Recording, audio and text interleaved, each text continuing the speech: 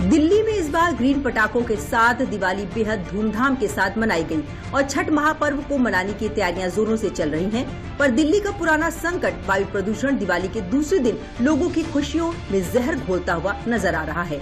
बुधवार को केंद्रीय प्रदूषण नियंत्रण बोर्ड CPCB के अनुसार दिल्ली का एयर क्वालिटी इंडेक्स यानी AQI 345 नोट किया गया, जो गंभीर कैटेगरी में आता है और कुछ इलाकों में AQI 400 पार भी नोट किया गया।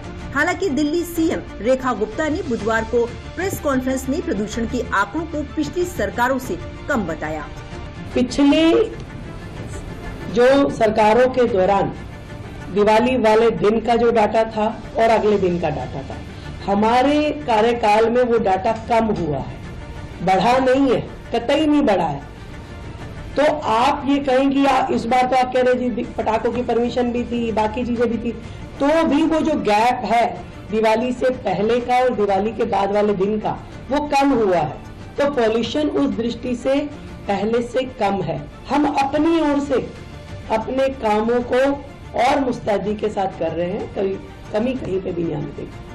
वहीं दिल्ली में छठ पर्व की तैयारियों पर बात करते हुए CM रेखा ने कहा कि दिवाली की तरह छठ को भी दिल्ली में धूमधाम से मनाया जाएगा और सभी श्रद्धालुओं का अभिनंदन पुष्प के साथ किया जाएगा। इसी के साथ उन्होंने पिछली सरकारों में श्रद्धालुओं पर दर्ज की गई सभी FIR वापस लेने का बड़ा ऐलान किया है। वर्षों से यमुना जी पे छठ की पूजा सरकार द्वारा बंद कर दी गई थी। सरकार स्वयं से उस पूजा को नहीं कर रही थी, जिसे इस बार हमारी सरकार आने के बाद उस प्रतिबंध को हमने हटाया और हम सरकार की ओर से सभी व्यवस्थाएं देते हुए पल्ला से लेके कालिंदी तक ऐसे सभी 17 पॉइंट पे यमुना नदी के ऊपर मॉडल छठ घाट सरकार द्वारा बनाए जा रहे हैं। जो यमुना जी पे छठ मनाने के लिए गए उनके खिलाफ सरकार ने किया, वो सेक्शन लगा करके उनके खिलाफ FIR की गई थी। ऐसी जितनी भी FIRs हैं, हम अपनी सरकार के चलते उन सभी कंप्लेंट्स को वापस लेंगे।